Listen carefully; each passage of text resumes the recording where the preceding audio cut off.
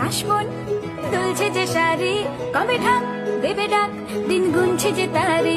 Hello guys, তোমরা কেমন আছো? আশা করি তোমরা খুব ভালো আছো। আমিও খুব ভালো আছি। তো নিয়ে চলে এলাম তোমাদের কাছে একটা নতুন ভিডিও।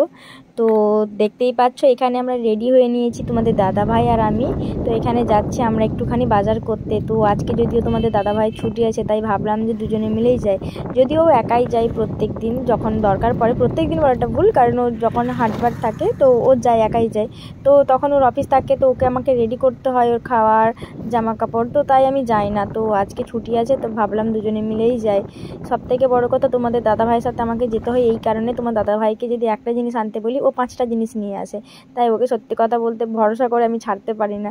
তো এখানে দেখছো যে আমি যে ভেন্ডি নেবো না না বলেছিলাম, তো ও তো যাবে, মানে ও নেবেই, ঠিক আছে, যেটা আমি না বলবো ও সেটাই নেবে। তো এখানে ভেন্ডি নিয়েছে। তো এখানে ভাবলাম যে একটুখানি কাঁচা লঙ্কা নিয়ে নিই। তো আমি এই কাকুটাকে জিজ্ঞাসা করছি যে কাঁচা লঙ্কা কত টাকা করে।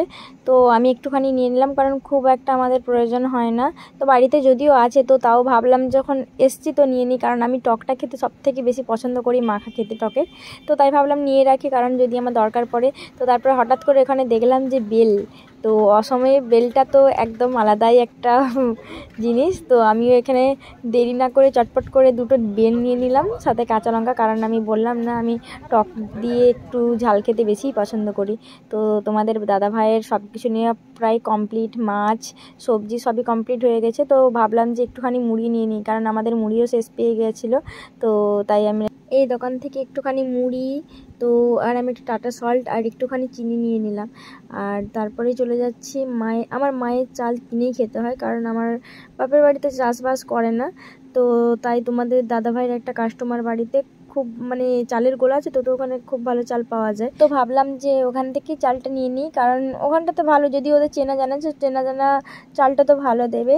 তো রাস্তায় যেতে যেতে এত পরিমাণে কাশফুল, ভাবছি দুর্গা ঠাকুর বোধহয় এখানেই উঠেছে। এত কাশফুল যে একটুখানি রাস্তা ফাঁকা নেই যে কাশফুল নেই। তো দারুণ লাগছে। আমি জানি না, ফোনেতে হয়তো অতটা ভালো বোঝা যায় না যতটা নর্মাল দেখতে ভালো লাগে। তো যাই হোক, তাও ভাবলাম যে তোমাদের সাথে একটুখানি শেয়ার করে নিই।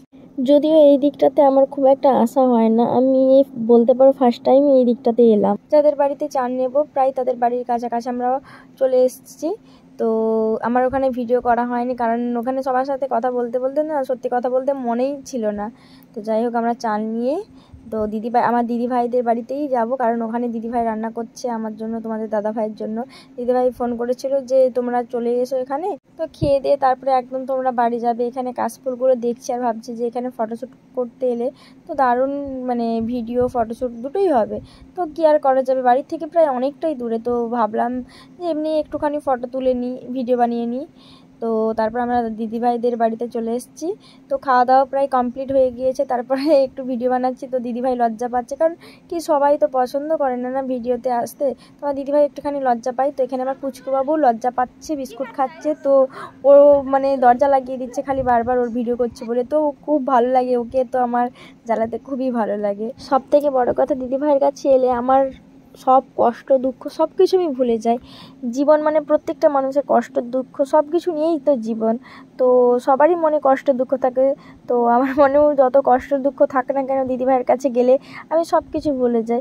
তো হয় না, আমাদের জীবনে এমন এমন একজন মানুষ থাকে যার কাছে আমরা মন খুলে বাঁচতে পারি, কথা বলতে পারি। তো আমার জীবনে, আমার লাইফে আমার দিদিভাই বেস্ট, যাকে আমি আমার মনের সব কথা বলতে পারি। তো চলো বাড়ি চলে এলাম। তো রাতের বেলা তোমাদের দাদা ভাই বলছে আমাকে একটুখানি ডিম ভেজে দাও আর সাথে মুড়ি দাও। তো ওকে ডিম ভাজা দিয়ে মুড়ি দিয়ে দিলাম। তো চলো টাটা, বাই বাই, সবাই ভালো থেকে সুস্থ থাকো, আমার চ্যানেলটিকে সাবস্ক্রাইব করে দিও, টাটা।